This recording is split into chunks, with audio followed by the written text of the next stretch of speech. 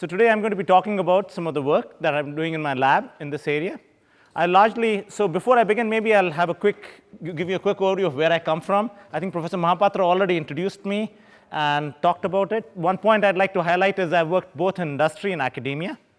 Prior to joining the University of Rochester, I was in industry research with Xerox for a number of years, and then I joined academia. Okay? And this is where I come from. So when people hear New York, they think of New York City. New York City is over here. This is where Rochester is located. This distance is about 360 miles, so it's a fair distance from New York City. Okay? And this is where our campus is located. This is the Genesee River, which flows northward into Lake Ontario. And this is roughly where our campus is located on the Genesee River. This is the river flowing northward into Lake Ontario over there. And this is what is called the River Campus. This is what houses arts, science, and engineering. When I'm there on campus, obviously I'm not there now, but this is the building that I'm in usually, this building, this one. Yeah, that's right. Okay. And as you can see, it's a beautiful campus. This is where so this has arts, science, and engineering. Over here is the medical center, which is not in the picture. One convenient thing for us is located right across the road, so it's very convenient for collaborations, and that's relevant to the work I'll be talking about. A lot of the work is in collaboration with physicians from the medical center. Also, the third campus of the university is the Eastman School of Music, which is located downtown. It's one of the best schools of music in the Western music traditions.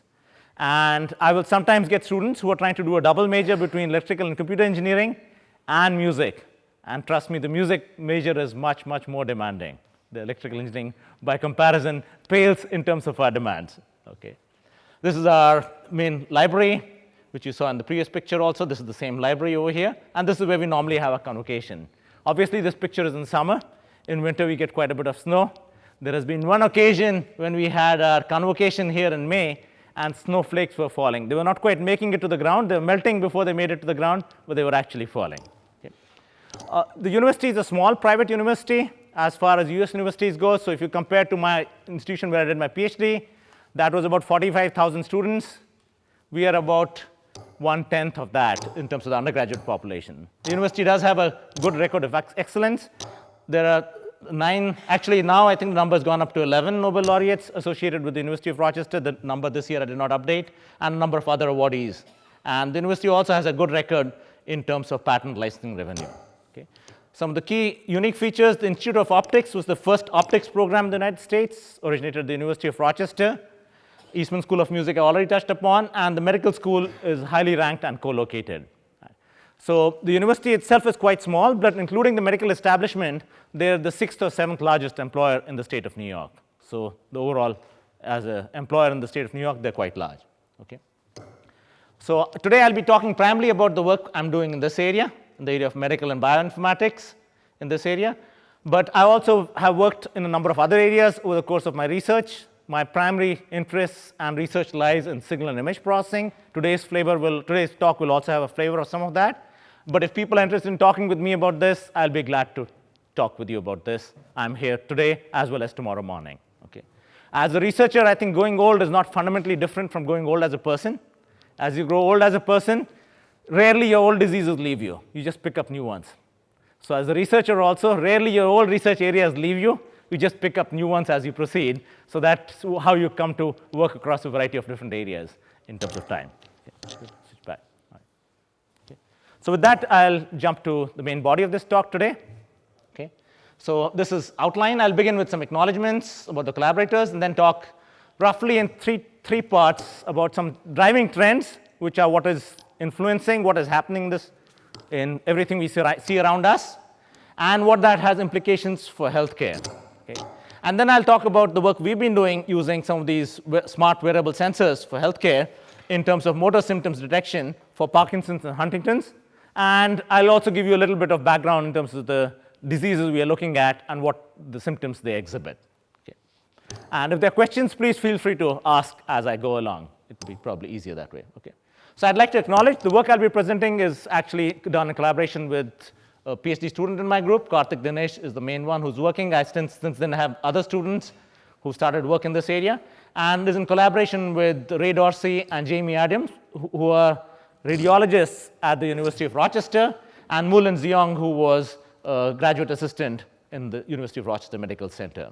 Okay? And the work has been supported by the US National Institutes of Health, as well as by another unrestricted grant from MC10, which is a company which develops these sensors based in Boston, New York.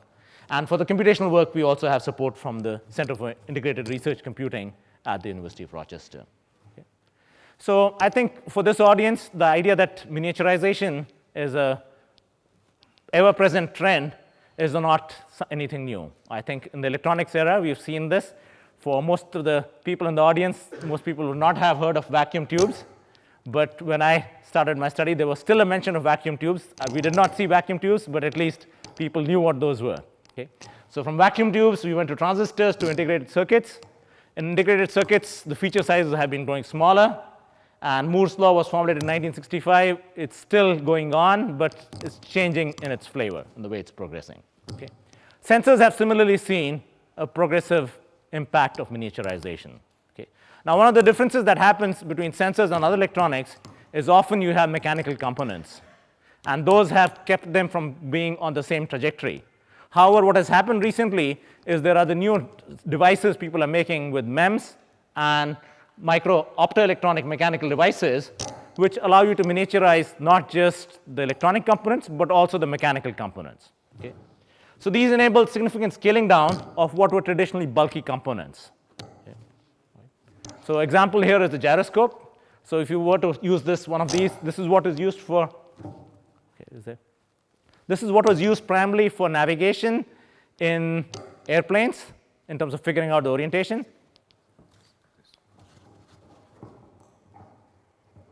Okay. So this would be several inches to a feet across in terms of size. And this was mounted to figure out how the aircraft is oriented. With MEMS technology, similar kind of devices can be now realized with really small. So just to give you, you may not be able to read from where you are. This is about 500 micrometers. So once you package this into appropriate package, this is few millimeters on each side. And these sensors are what are revolutionizing a large number of applications now. Okay? A lot of different modalities exist, a lot of different techniques by which these can be designed. People have worked. That's where a lot of the creativity lies in trying to design these. Okay? I do not work on that, but I have colleagues at the University of Rochester who do work on that. Okay? Not just for this is not just for gyroscopes, but also for other sensors. In particular, you have inertial accelerometers, which also provide the same kind of miniaturization, and magnetometers. Okay? All of you probably have some of these sensors with you. Where? In your smartphones. So what is really driving this? Can I use the other one instead? This seems to be just touching the other one and causing the noise throughout here. Okay. Sorry. Okay. So what's driving this really much more in the consumer space is modern smartphones. Every one of you have a. Hello? Hello? Can you hear me? Yes. Okay. All right. So every one of you has a smartphone with you, and you have a whole series of these sensors in your smartphones, including a gyroscope, accelerometer, fingerprint and proximity sensors, ambient light sensors, microphones. The implication of this is that the volumes with which these sensors are being produced are so large that the cost has come down very significantly. With the large volumes, the cost has come down significantly, so you're getting a sort of allied benefit that you can think about packaging the same sensors in other applications and utilizing them effectively for a variety of other applications. Okay? So this is driving new application. The projection for the global MEMS market, which was about 48.7 billion in 2018, is that it will grow to about 122.83 billion by 2026. I apologize, that date should be 2026, not 2018. Okay? That's a fairly aggressive 11.3% compound annual growth rate. Okay? Right. Okay. So obviously, smartphones are not the only area where these are applied. There are also key applications, both pre-existing as well as new ones for a number of other applications for these sensors. Automotive industry has been a big consumer of these. If you look at airbags, they've been using accelerometers for quite a long time. In fact, probably before they became popular in smartphones. Nowadays, there's a lot of move towards autonomous driving also, where there's increasing reliance on sensors as a way to be better informed and to be safer in autonomous driving situations. Okay. With the Internet of Things, there's also strong interest in sensing the environment around us, sensing things like pollution. So you have a series of environmental sensors, and also in deploying these across smart cities and other communities. Okay. So the overall, this revolution in sensors is also driving not just smartphones, but also a variety of other application areas. The one which is emerging more recently is health monitoring and management, and that's the one which I'll be focusing on for the rest of this talk. Okay. There's interest both in the consumer wearable space in this space. Things like the Fitbit, Apple iWatch, and so on are providing you some kind of health information analytics based on a number of sensors. But there's also interest in clinical applications for a variety of these. And the latter will be particularly the focus of what I will be talking about in the rest of this talk. Okay. All right. So this is just emphasizing the same point, that if you look at the projection for what is intended to be the major impact factors for this market segment, then there is still the growing demand in consumer electronics, but there is increased adoption of these sensors in wearable devices and in the biomedical sector. So this is intended to be one of the big growth areas for these sensors for the future, okay? In addition to IoT, which you're probably aware of, as well as the automotive industry, okay? Right. So why are these sensors of interest in the practice of medicine? So the practice of medicine for many years has been largely observation-based and empirical, okay? You go to the physician will look at what symptoms you have and try and diagnose what condition you have, and then appropriately prescribe some medication. Okay? So this is really the issue there is that the observations are subjective, depending on what physician sees you, depending on what else is going on, how much time they have. Their assessment of your condition may vary. Okay?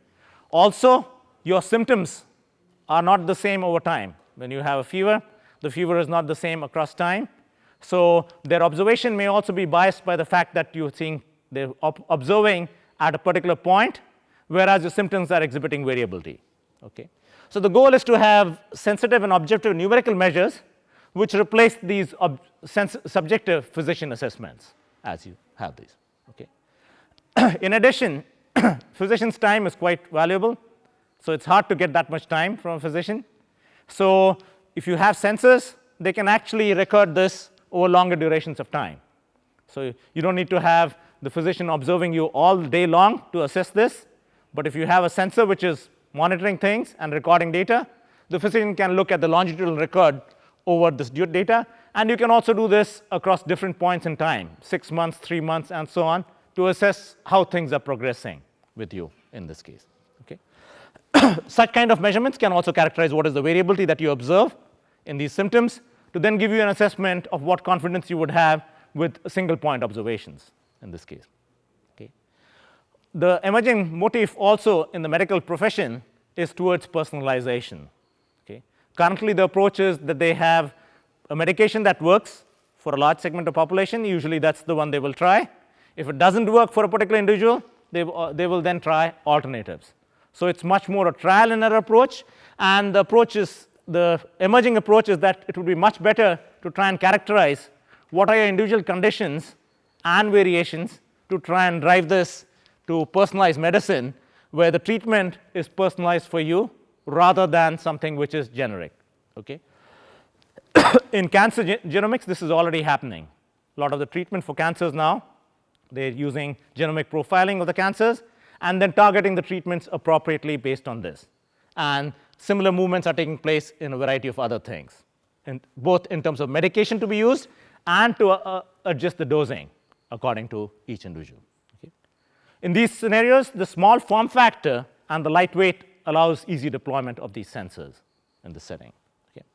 Now, one thing to keep in mind is the sensor data that you get is also quite voluminous in this case. Okay? So in reality, to expect that some physician will be looking at the data one by one and trying to assess what anomalies they see is also unrealistic. Nobody has that kind of time. Okay?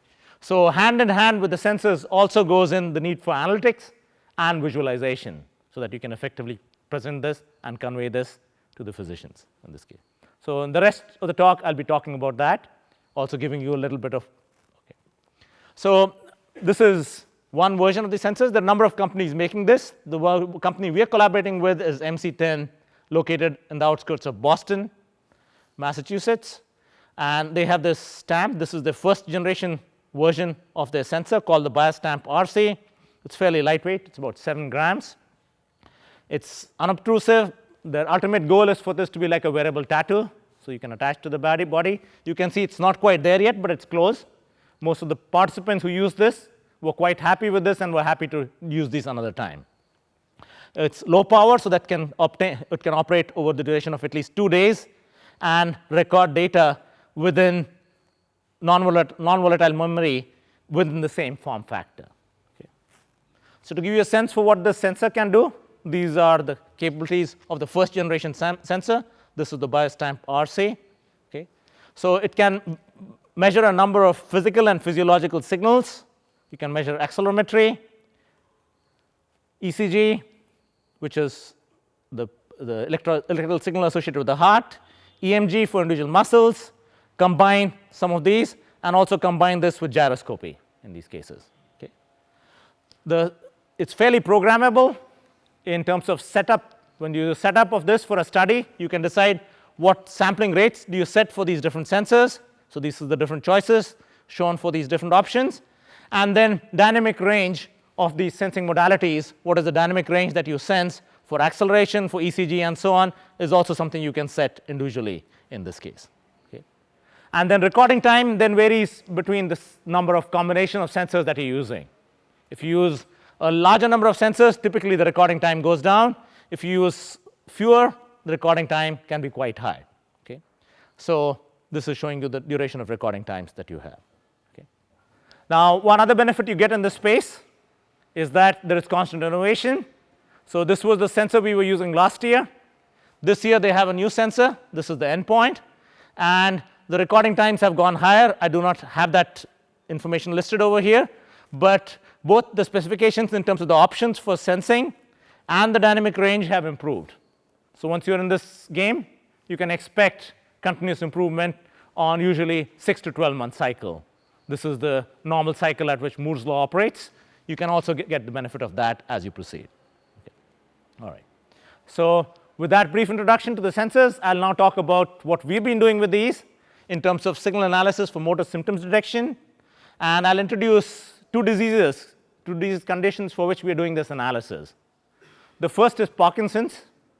Parkinson's is actually a worldwide epidemic, which is increasingly impacting a much, much larger percentage of the population. Okay. So it's a progressive neurological disorder in the sense that over time it gets worse. Once you get diagnosed with Parkinson's, your condition typically gets worse as you proceed. And you have involuntary tremors of the limbs, where you have shaking of the limbs, you're not able to control, stiffness and slowness in movement, episodes where you're trying to walk and you freeze in the middle of walking, and postural instability. I think a number of individuals in India also suffer from Parkinson's. I was talking with colleagues as I was having discussions, and some people mentioned their parents are actually impacted by Parkinson's. Okay. So you've got these rhythmic motor symptoms, tremor, which your hand is shaking as you're trying to keep it steady, which is associated with this. And currently the way this is assessed is through in-clinic observations, and there is a unified Parkinson's disease rating scale, UPDRS. Okay. And this is giving you the estimate of prevalence within the US at least. Okay. So this is one of the conditions we will look at. Why this condition? So this gives me back to this. The accelerometer becomes the primary modality by which we can sense movement disorders, and in its low power mode we can record for a fairly long duration. Okay. At the moment we can record for about 48 hours using the accelerometry. So we've got about 2 days of observation at a stretch. There's also alternative protocols we are doing in which people will wear this in the daytime, take it off in the night, recharge, and then wear it next day. So both options are things which exist in this case. Okay. Huntington's disease is less prevalent, so the numbers are fairly small. In the US it's about 30,000, but it's actually also quite debilitating. It's actually much more severe. It's both progressive and inherited. So it's associated with the number of CAG repeats, and the characteristics are this chorea, which is erratic jerky movements which you cannot control, and uncoordinated movement of the limbs that result in unsteady gait and also cognitive impairment. Okay. Again, there is a unified Huntington's disease rating scale which is used to assess this in the clinical setting. Okay. But these clinical observations are just at one point in time. Okay. And the neurologists that we interact with, they're quite sort of candid in admitting that these are a little bit wishy-washy because of the variability that is associated with this. Okay. Okay. So if you're looking at assessing these motor symptoms, the motor symptoms are either rhythmic or erratic, and there is degradation in quality of life with both diseases. This UPDRS and UHDRS are in-clinic, short-time subjective assessments of motor symptoms, which do not really capture longitudinal progression in terms of what is going on. Okay.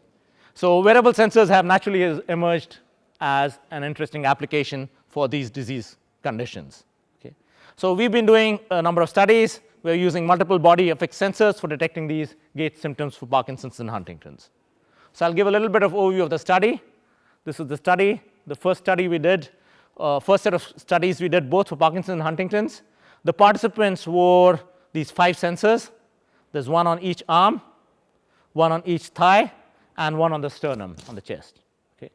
So with this, you can get a lot more refined information about their activities as well as about movement symptoms compared to something like a Fitbit. A Fitbit is normally attached to one arm. You may take it off. So compared to this, we've got much more information in this case. And because these are so lightweight and unobtrusive, you can actually do this. If you had these sensors fairly heavy, obviously nobody would be willing to do this. If you had straps or things people had to wear all day long, that also would not be something which is attractive. Okay. So in this case, the protocol involved 4 visits spread across a year. One was the baseline at the initial point, then 6 months, 9 months, and 12 months. And we had approximately 55 subjects enrolled, of which 20 were controls, meaning these were individuals who had no symptoms of any of the diseases. 15 were associated with Parkinson's, and 15 with Huntington's, and 5 were what are referred to as prodromal HD. Prodromal HD are individuals who've got the genetic mutation for Huntington's, but do not manifest any symptoms as yet. Okay. So the interest there is in seeing whether you can see something in the signals as early indicator before the clinicians can even diagnose this in the clinical setting. Okay. The protocol involved in-clinic assessment plus 2-day in-home recording. Essentially, the participants come in, you put on the sensors, they go through the regular assessment that they go through in the clinic, wearing the sensors as well as being video recorded, and then they go home, continuing to wear the sensors for 2 days, take them off, and then ship them back to us, and we've got the data for the duration, okay, for analysis in this setting. Yeah. All right. Okay. So some of the advantages of multiple sensors is you've got potential for better or more information through targeted selection of individual sensors. Some individuals will have tremor in one arm, and others will have tremor in another arm. You can also jointly exploit these across the sensors and allow for effective motion analysis without being invasive. So one point about these sensors, if you look at the other alternative, the other big revolution that is happening is in computer vision today, where people are talking about computer vision being used for all kinds of applications. So you could imagine putting cameras in people's homes, but then that's not particularly non-obtrusive. In particular, nobody would want cameras throughout, observing them throughout the day-to-day routines. Okay. So these are much less invasive to individuals' privacy compared to video alternatives, and therefore much more acceptable in this setting. Okay. Okay. Okay. So now I'll give you some examples of the things, kind of analysis we've done. Okay. How much time do I have at this point in time? It's 11. Okay. So I've got half an hour more. Okay. All right. So I'll talk about gait analysis in Huntington's disease. And I should maybe clarify that since then we've got more data. So I may show some results of more recent data, which is going beyond this initial study in this case. Okay. Okay. So how can we analyze this? Okay. So we've done some very simple signal processing. So this is where you can use fairly simple signal processing because you've got a rich set of sensors to look at things like coordination between the legs and to see whether you see differences between individuals who have Huntington's and controls. Okay. Also, you can look at what parameters differ in the gait. Gait, by the way, is how you walk. Okay. All right. So in the interest of time, I will skip the details of the equation here, but just give you the intuition So for this gait analysis, we started with the in-clinic duration, where they will do a number of walk tests. These are called 10-meter walk tests, which were conducted for 10 Huntington's disease and 15 controls. To look at the coordination between the legs, the rough idea is we are trying to predict when we walk, normal individuals walk, there is good coordination between the limbs. So I can predict what my right leg is going to do based on what my left leg did one step away. Okay? I'm going to take my steps with a certain cadence, and I can use my right leg to predict what my left leg did a while ago. Okay? So at the point where I'm looking at just the right separation between time, that their duration is one step, I should be able to predict quite well what my other leg is doing based on the other leg. This cross correlation is exactly computing that in a mathematical sense. It's trying to say for a delay of about m, how well can you characterize what the right leg is predicting for the left leg and vice versa. Okay? So this is the presentation of this in this case. So I'm looking at the difference between the two sensors, difference in time lag between the two sensors. So this is the distance in time between which I'm trying to predict one leg from the other, and this is indicating how well I'm predicting that. This is the left to right leg normalized cross correlation. Okay? And 1, by the way, is the maximum you can have, so 1 would be something we are perfectly predicting something. Okay? And this corresponds to about a one-step duration, going from the left leg being on the ground to the right leg being on the ground, and so on to the second step, and so on. Okay? So if you notice over here, what I told you empirically holds out in the data. At the one-step duration, you can do a much better job of predicting what the left leg will do based on the right leg in this case. That's this peak over here. Same thing happens at the two-step cycle and also at the end of this two-step cycle over here. Okay? This is the data for controls. So this is for individuals who do not have Huntington's disease. You have the strong periodicity, which is corresponding to a stride, and you have the strong correlation peak indicating the coordination between the limbs. Okay? Contrast this with an individual with Huntington's disease. This is somebody who has Huntington's. Okay. So this is reflecting the much poorer coordination that they have, that these cross correlation peaks are not going as strong as you see in normal individuals. Okay. So we can try to use some features to try and characterize this in machine learning and other algorithms. Okay. At the moment, we do not have data to do type of deep learning type algorithms. We are still building ourselves towards that type. So we did some very simple feature analysis where we looked at the peaks, magnitude of the first and the second peak. This is characterizing the first peak magnitude, second peak magnitude, and we have the individuals over here for the controls, HD, the mean for the controls, and the mean for the HD. Okay. So if you look at the mean, that exhibits what I said previously. For the controls, you have much higher peak magnitudes, indicating better coordination between the limbs. Whereas for individuals who had HD, you have a lower peak magnitude, indicating poorer coordination between the limbs. At the same time, you'll also appreciate there's also a lot of variability. These are not clearly separated classes. So you've got a large amount of overlap between the two. If you look at the blue crosses, the magenta crosses and the blue pluses, you will see there's a lot of overlap between the two. And that's actually also one of the messages that emerges from these sensors, that not all of us are the same. Not all of us exhibit the symptoms the same way. So in terms of if you can establish a baseline for a person, that can serve as a more reliable way to assess what is happening in terms of change as you proceed in this case. Okay.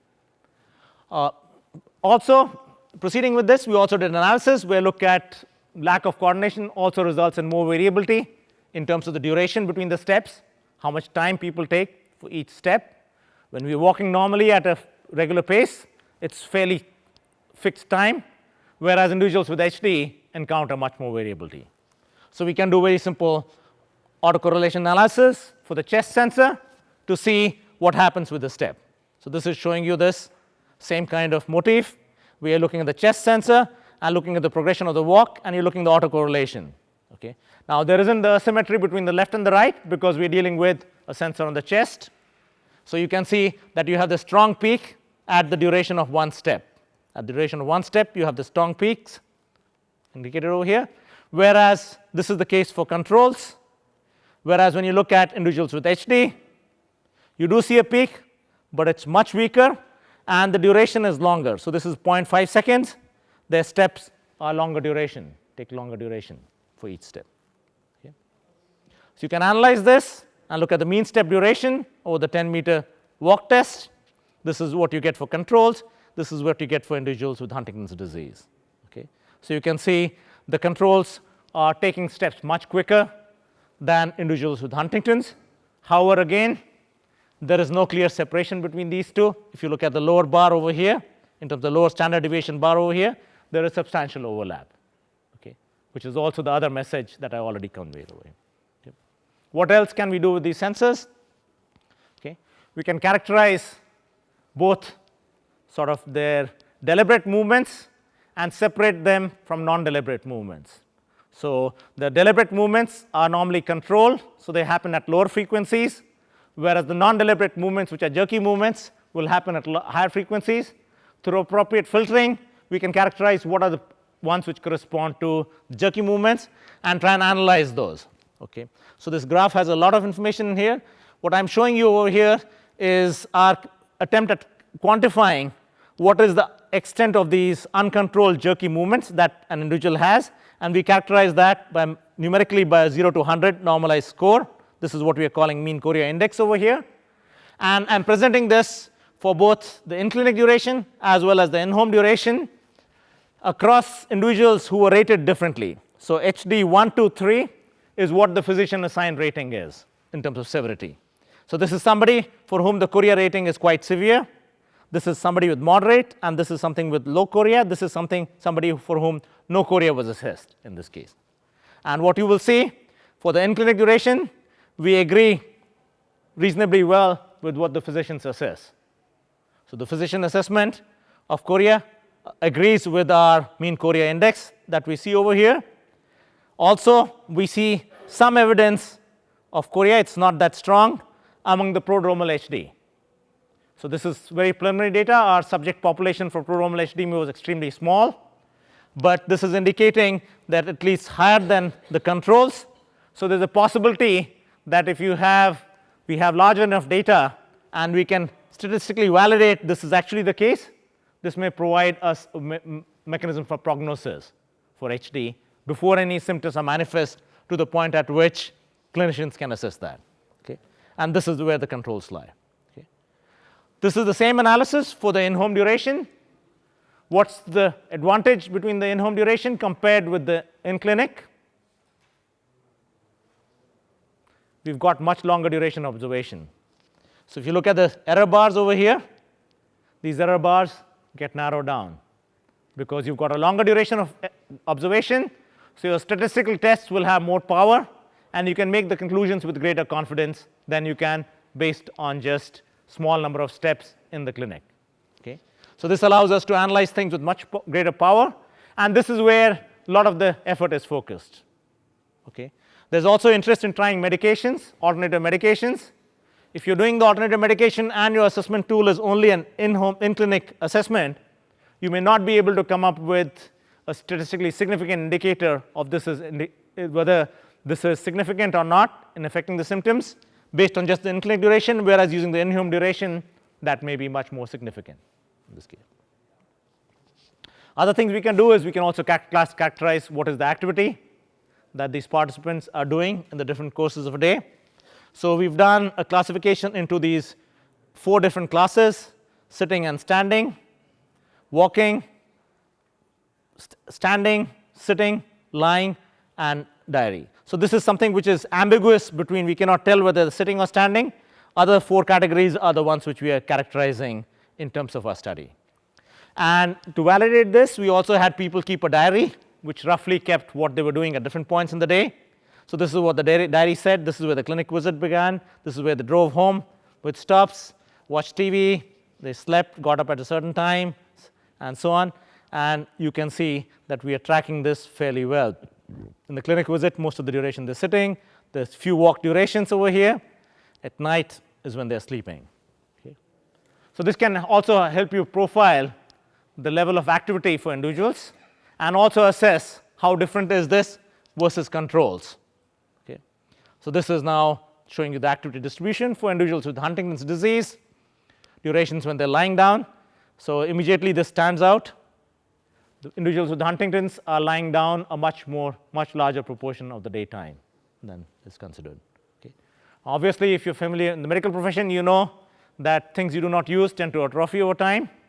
So this could also be something which could be complicating the symptoms, and they could be encouraged to be more active. That may possibly help other side symptoms from emerging. Okay. All right. Okay.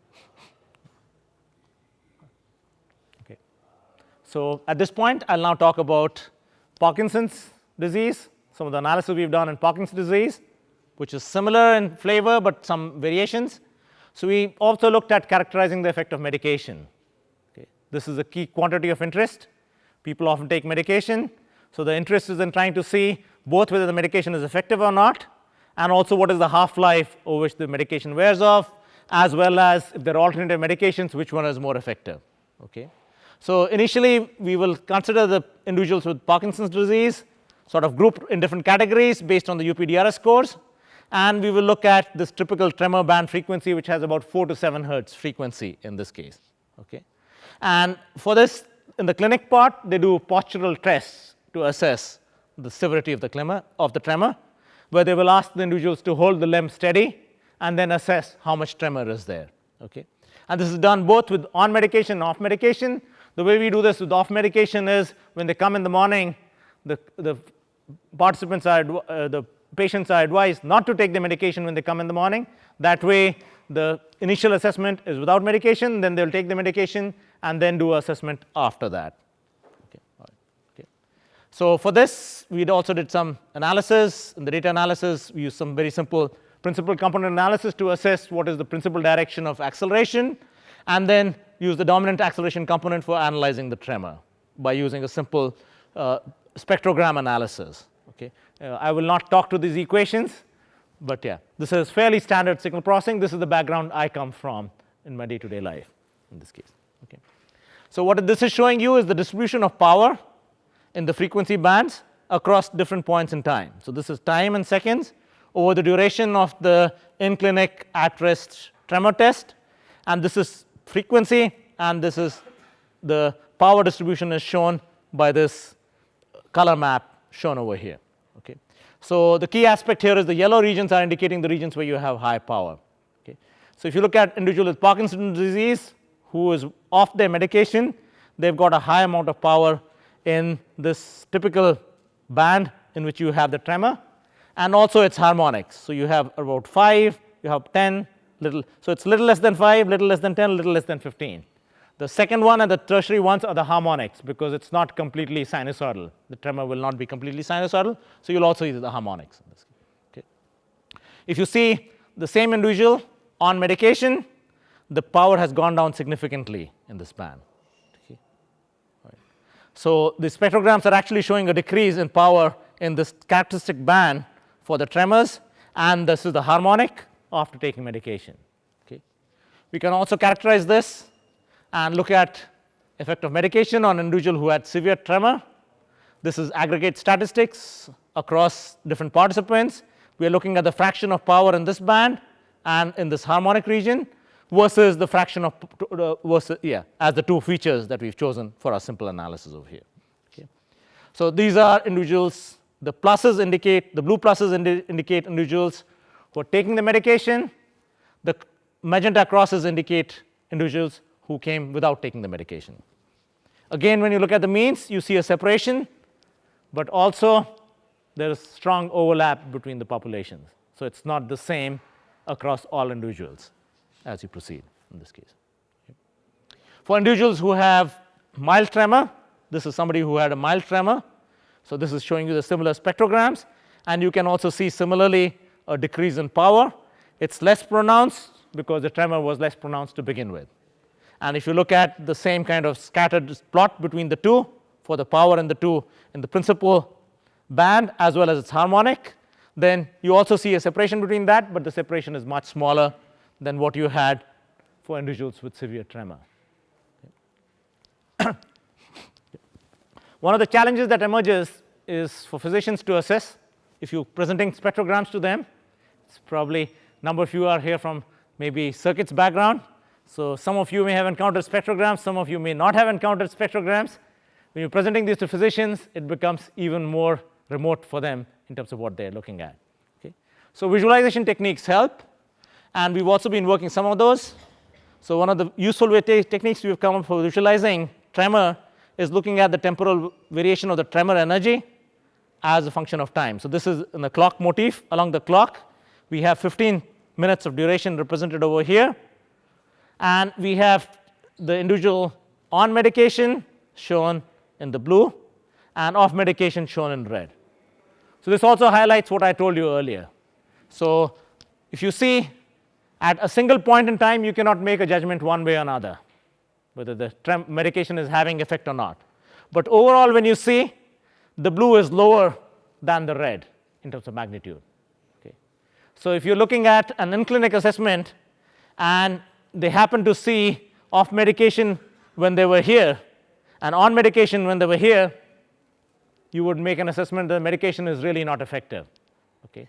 So having this longer extended duration of observation is particularly helpful in these settings. So I guess I did not have any questions or comments from the audience, but okay. Right. So I don't know how am I in terms of time. All right. 10 minutes left. Okay. So maybe we can have some time for questions after this. Okay. So this area of health data analytics is actually starting to adopt sensors in a big way. Okay. This is a big emerging revolution in terms of healthcare, driven by multiple trends. All over the world, the aging populations are growing. In the developed world, the percentage of people on the aging populations is actually also increasing very rapidly. Okay? And these lightweight body effect sensors with long duration recording capabilities provide you essentially new modalities for testing beyond what has traditionally been done in the clinical setting. And to really make them effective, you have to use them in combination with data analytics as well as visualization to approach the physicians. Okay? The examples I gave you some examples of how multiple sensors are useful. When you're looking at the left to right leg coordination, the reason we could do that was because they had sensors on both legs. If you have sensors only on one leg, you cannot look at coordination between the limbs. So multiple sensors are helpful. The miniaturization and in making them less obtrusive helps quite a bit in this setting. Okay. The analysis I presented shows clear signatures of clinically observed motor symptoms in Huntington's and Parkinson's. In particular, I showed examples of lack of limb coordination in Huntington's disease, also slowing of gait in Huntington's disease, where the step duration was longer for individuals with Huntington's than for controls, and chorea severity in HD. Okay. Finally, I also characterize at-rest tremors in Parkinson's disease, apparent in spectral analysis of the hand sensors, also the impact of medication. When you take medication, what is the impact of that? Okay. And finally, temporal variability in the PD tremor is what I showed you on the clock motif. Okay. Obviously, this is a treasure trove of data. There's lots of data that we have, and we've barely scratched the surface in terms of analysis. We're still doing continuing ongoing analysis on this. The University of Rochester actually has a fairly substantial center grant. It's called a UDAL. UDAL is the name of the senator in the United States after which these centers are named, which is focused on Parkinson's disease analysis in this setting. So we are looking at much more analysis, which is at a finer grain, and extending that to durations in the home, not just in the clinic, and also looking at whether there are suitable computational alternatives to what has been used in the clinic for assessment, in particular the UPDRS and the UHDRS scores. The references here. Okay. I will be glad to take questions that you have. Why not EEG? Okay, so that's a good question. So you begin exploring the disease where the physicians know the most about it. Okay. So the physicians are currently assessing these diseases based on the motor symptoms that you see. Okay. In the case of Huntington's, there's a genetic basis. The number of CAG repeats in the genome is strongly correlated with the manifestations of Huntington's disease. So the prodromal HD patient participants we are looking at are individuals who have an abnormally high number of CAG repeats but are not yet exhibiting symptoms that you see. So in that case, I guess we are looking at things which are the root cause.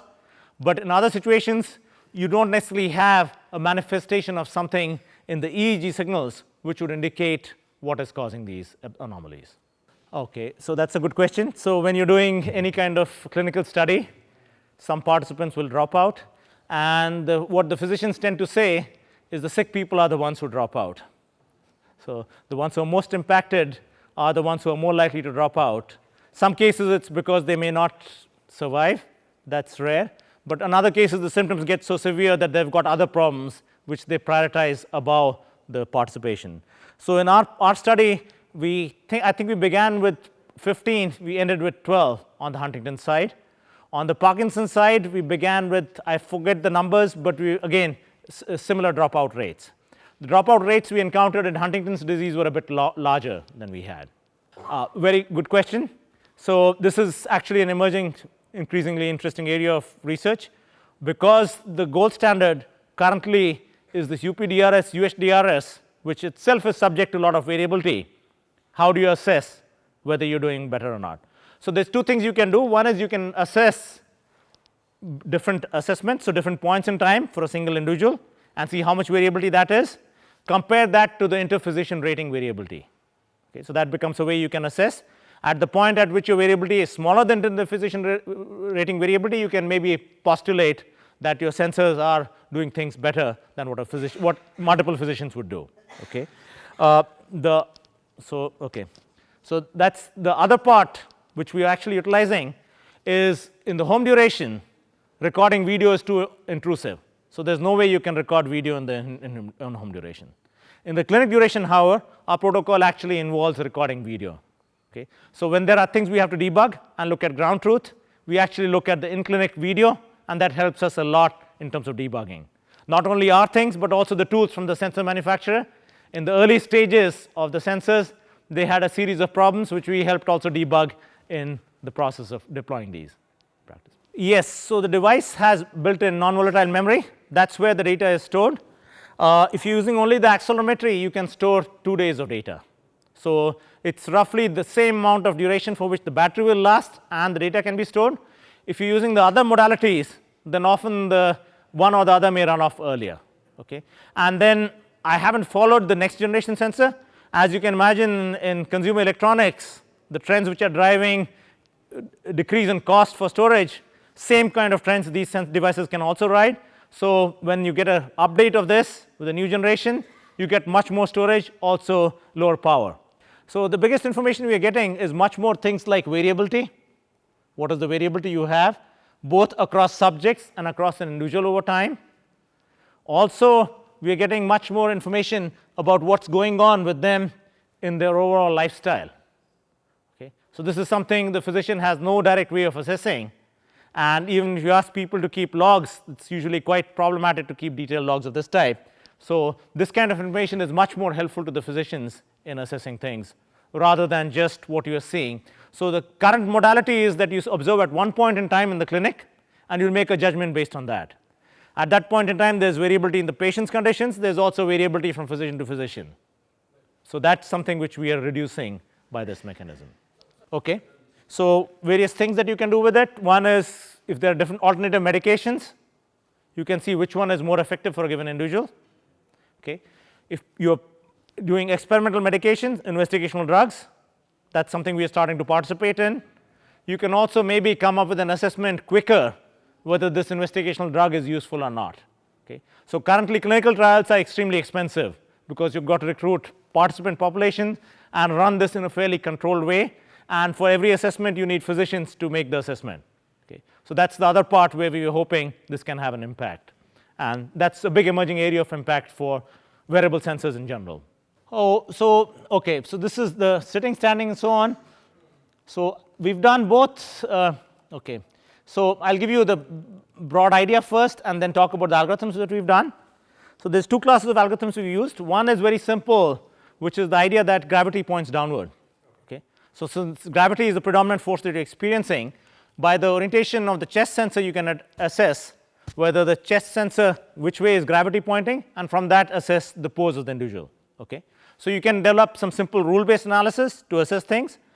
One challenges you encounter with that is that what duration of window do you analyze and what kind of confusion rates you have. We've also done some deep learning techniques using long short-term memory networks to try and characterize, and both give good agreement between the two that we have. So that's the underlying algorithms. Yeah, that's a very good question. Electrostimulation is something which has been used in a number of neurological conditions. And the broader issue that you're raising is what they call of closing the loop. Okay, so far I'm only talking about sensing. We're only sensing and fairly non-obtrusively. We're not introducing anything which is sort of inserted into the body. The moment you get into that type of research, it has to be a lot more, there are a lot more regulations and controls that play a role. Okay, so this is where we begun at this point in time. We are not quite there at the point where we can automatically monitor and decide how much electrostimulation to apply. I think the first sort of mode where that's likely to come up with, people have also looked at dispensation of chemicals and pharmaceuticals through body-worn devices. First place where that's likely to have is big impact is in diabetes, possibly, where there already exist pumps which will do automatic feedback-based control of this. But in this area, the things are not there yet. Okay, so the question is, can you predict the future of a participant who dropped out? You can partly, but it's extrapolating. So if you work on problems of signal processing, you know you normally are much better off on interpolation problems than on extrapolation problems. Yeah. So the models that you use, so the statistical models that you use need to be appropriately decided. So you need to have appropriate models which can take into account participant dropout. So the models which are most commonly developed assume the participant dropout has no relationship to the causative reason, to the what is the reason for the, whereas that's usually not the case. As I mentioned earlier, the sick people are the ones who tend to drop out, so you have to think about how you can analyze it, and yeah. So these are standard triaxial accelerometers. I'm not a MEMS guy. I don't know the details, but my guess is these are pretty close to what I used in most sort of smartphone settings. No, it's developed by the company itself. It's developed by MC10 Incorporated itself. Yeah. And I don't know whether they've taken IP cores from somebody else and then incorporated in their designs. That is well a possibility. They may have taken IP cores from analog devices and design, but I'm not, yeah. That's a good question. If you're looking particularly at muscular activity and anomaly, the EMG may be a better signal. However, that's where some of the other factors play in. The accelerometry is something which is more of a physical signal that you're measuring. The EMG becomes physiological. So for EMG, the electrodes need to make good contact with the body. Okay? So if the sensor, so it depends on a number of factors. The curvature of the body part that you've attached things to will determine how well the EMG leads make contact with the body. So the current focus of the company is actually on ECG. Okay? They would like this to be used for assessing heart rate variability. Okay? In that case, the chest sensor is the one where they're looking at making good contact and doing this. For the EMG, what we've looked at is there are situations where if it's put on a part of the body which is quite curved, then the sensor leads will not maintain connectivity. If the sensor leads don't make connectivity, you do not get a clean signal. You will have the signal which is on and off periodically. Okay? Whereas with the accelerometry, if it's attached, it's not fundamentally changing the configuration, you still get a reliable signal. Okay? Both with accelerometry and gyroscopy. So there are trade-offs between the different modalities and also possibly emerging opportunities. If you can make this even smaller, then you will not have some of these problems of adhesion and about this thing. But you will have other challenges in making it smaller. Yes. So we've not explicitly used denoising techniques, but the signal analytics techniques we used, like autocorrelation and cross-correlation, they naturally have some robustness to noise. Okay? So they naturally have some robustness to noise. Okay? In the space, we've also looked at some ECG signals. That's something we just started work on. We've not really done much work on that. There we are also considering alternatives for denoising, which would allow us to do analyze, but not something I can talk about at this stage. Yeah, so the sensor has built-in non-volatile memory in which it stores the data. The data can be transferred over using Bluetooth to a smartphone device in its vicinity. Okay? And you can also imagine relaying it. So you could imagine the same sensor being used real time, except that the power requirements then go up. So using more of the power for communicating rather than for sensing. Okay? So I think the company has decided to make the trade-off at the moment. They focus on data gathering rather than trying to real-time communicate the data back. Okay? So in the current protocols that we have, the data gets recorded in the device. If they're going to wear for multiple days, each day at the night they will put the device on the charging station. At that point, the data will also transfer over to the cloud, to a portal from which we can access. Okay. If they're doing this for a single observation duration, which is about 2 days, you will wear it continuously over the duration and then send the sensor back, and you will then download the data. You're welcome. There is probably some embedded processing to simple processing. I do not know the details of that. I will have to. Thank you all.